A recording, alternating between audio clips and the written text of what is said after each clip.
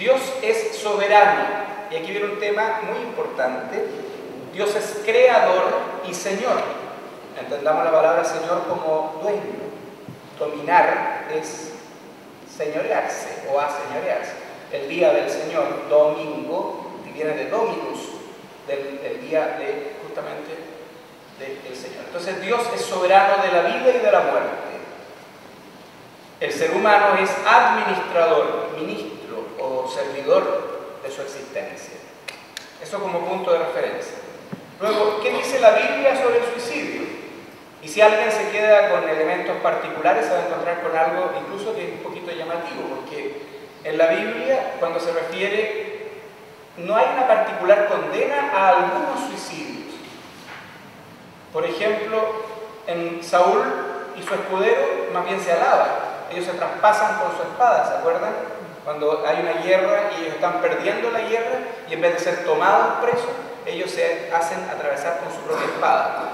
Hay un personaje que se llama Agitofel, o Agitofel puede ser, se cuelga después del fracaso de su intriga política. Sansón hizo que el templo se derrumbara sobre él y los filisteos. El sacerdote Racis es incluso alabado por haber elegido generosamente morir antes de caer en manos de criminales y padecer ultrajes indignos de su cuna. Y si ustedes recuerdan, en la época ya cristiana, los judíos que están en Masada se matan a sus parientes y después se suicidan y dejan a uno vivo para contar la historia. Pero aquí se habla de alabar el suicidio frente a una situación límite, como para no darle el gusto a aquel que le va a ultrajar. El suicidio siempre ha sido condenado. Tanto en la tradición judeo-cristiana, el suicidio se considera como un gesto que abroga unilateralmente, con un poder absoluto, aquello que es propio de Dios. O sea, yo corto el diálogo con Dios si yo me quito la vida.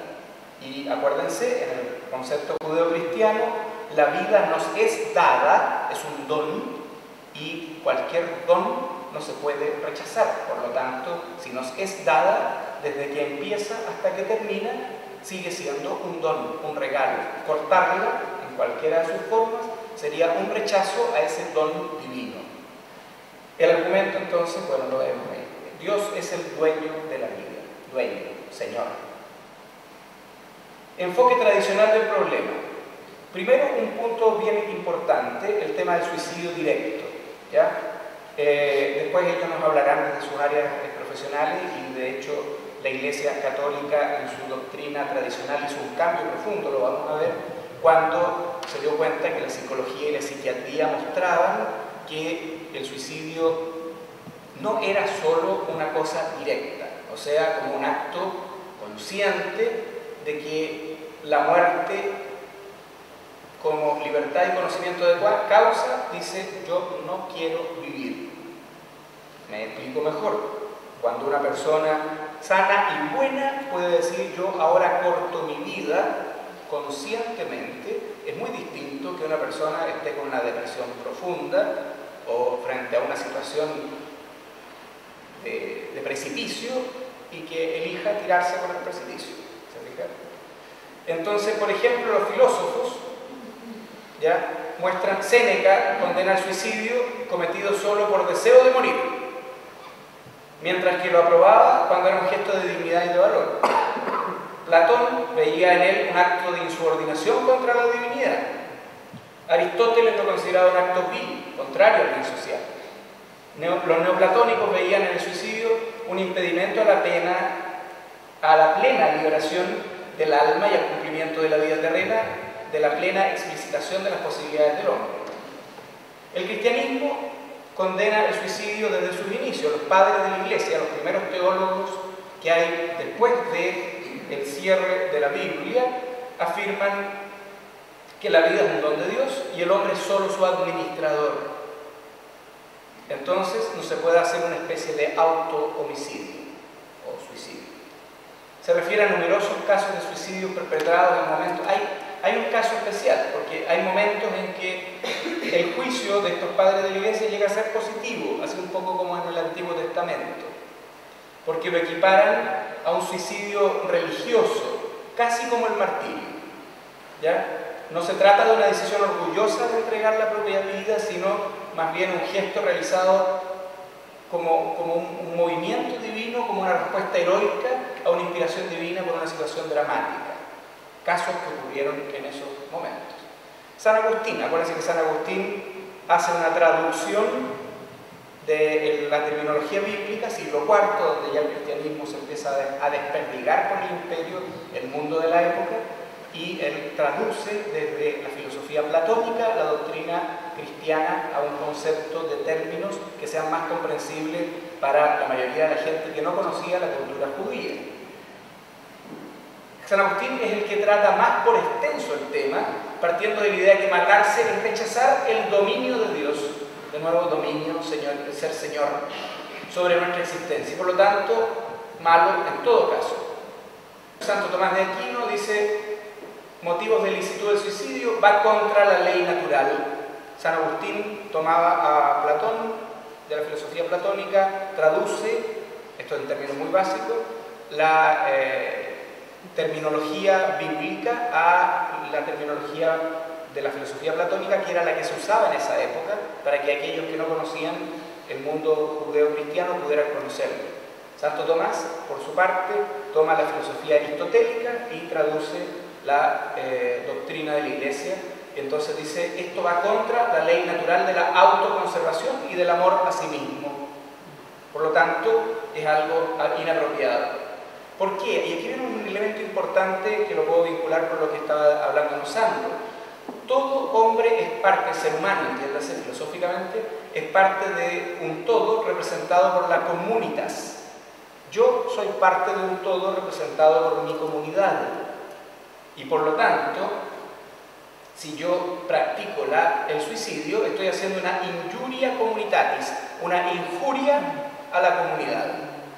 ¿Ya? Esa es la visión que él plantea, y por lo tanto, no es lícito porque el hombre no es dueño de su vida y porque es un ser que está metido en una sociedad, y desertar de la sociedad es también una deserción de lo religioso. Religar es reunir, y por lo tanto es un pecado gravísimo, o sea, una acción contraria a la vida en el sentido más amplio de la palabra, contra Dios, contra la sociedad y contra nosotros mismos. Un pecado gravísimo, con eso queda fuerte. ¿Qué enseña la Iglesia en los siglos sucesivos?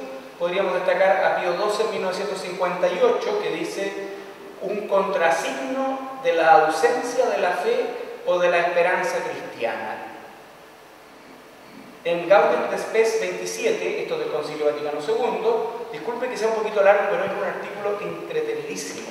Fíjense ustedes cómo los padres conciliares en el Vaticano II son capaces de decir esto: cuanto atenta contra la vida, homicidio de cualquier clase, genocidios, aborto, eutanasia y el mismo suicidio deliberado, tiene apellido, cuanto viola la integridad de la persona humana, como por ejemplo las mutilaciones, las torturas morales o físicas, los conatos sistemáticos para dominar la mente ajena, cuanto ofende a la dignidad humana, como son las condiciones infrahumanas de vida, las detenciones arbitrarias, las deportaciones, la esclavitud, la prostitución, la trata de blancas y de jóvenes, o las condiciones laborales degradantes que reducen al operario al rango de mero instrumento de lucro, son, sin respeto a la libertad y a la responsabilidad de la persona humana. Todas estas prácticas y otras parecidas son en sí mismas infamantes, degradan la civilización humana, deshonran más a sus autores que a sus víctimas y son totalmente contrarias al honor debido al Creador. ¿Qué enseña el derecho de la Iglesia? Que es como el resumen aplicado desde la pastoral a las leyes de la Iglesia. En el derecho canónico de 1917 se explica que es muy severa, hay muy severas disposiciones canónicas, o sea, de leyes de la Iglesia. Entiéndase el derecho canónico como el derecho civil en Chile, el derecho canónico para la Iglesia Católica de rito latino en forma universal. Se consideran pecadores públicos, privados por el gesto mismo suicida de pedir perdón a Dios de su pecado. Ya en esa época se piensa, el suicida inmediatamente está negándose a la vida y está negándose a pedir perdón. Y por lo tanto, en buen chileno, está condenado. Por lo tanto, se le rechaza la sepultura eclesiástica que la decretó ya el Segundo Concilio de Braga en el año 572 y se mantiene hasta esos días, hasta 1917. Y esa ley de la Iglesia estuvo vigente con el Vaticano II, pero el nuevo derecho canónico del año 1983 no enumera a los suicidas entre los excluidos de la sepultura eclesiástica y de la misa de las exequias. ¿Ya? No los enumera. ¿Por qué? El problema de la justificación o de la condena moral del suicida cae fuera del hecho de que se dé una sepultura cristiana a quien se ha quitado la vida. El grado de lucidez y de responsabilidad con que una persona comete suicidio es sumamente diverso de un caso a otro. Sin embargo, los que en vida han sido miembros de la Iglesia pueden ahora ser sepultados todos con ritos cristianos. Con todo, sería conveniente celebrar estos ritos con una cierta flexibilidad, teniendo en cuenta las ambigüedades inherentes a las varias situaciones. Evidentemente, es muy distinto hacer un funeral de un niño que apenas lo bautizaron y se murió, de una persona de larga vida y de conocida trayectoria de testimonio cristiano, a de una persona suicida que en realidad solo Dios, fíjense en la plegaria eucarística, cuando se pide por los difuntos, dice claramente: aquella fe que solo tú conociste. ¿Ya? El sacerdote se dirige al Padre Dios pidiéndole por los difuntos que solo Dios conoció aquella fe que ellos tuvieron, de cualquiera de los difuntos, con mayor razón de aquellos que no sabemos qué ha ocurrido. Es más, el cura de Ars, creo que no lo puse aquí, el cura de Ars, estamos hablando de unos buenos años atrás, dice: entre el momento que comenzó a suicidarse y el que se murió, solo Dios sabe si se arrepintió.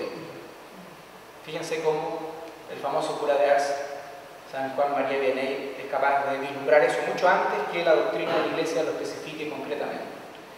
El suicidio por amor. Si a veces puede considerarse el suicidio la única salida para realizarse uno mismo, hay gente que dice no hay otra salida, el suicidio, en algunas situaciones ha realizado como único modo de vivir el amor al prójimo, esa entrega.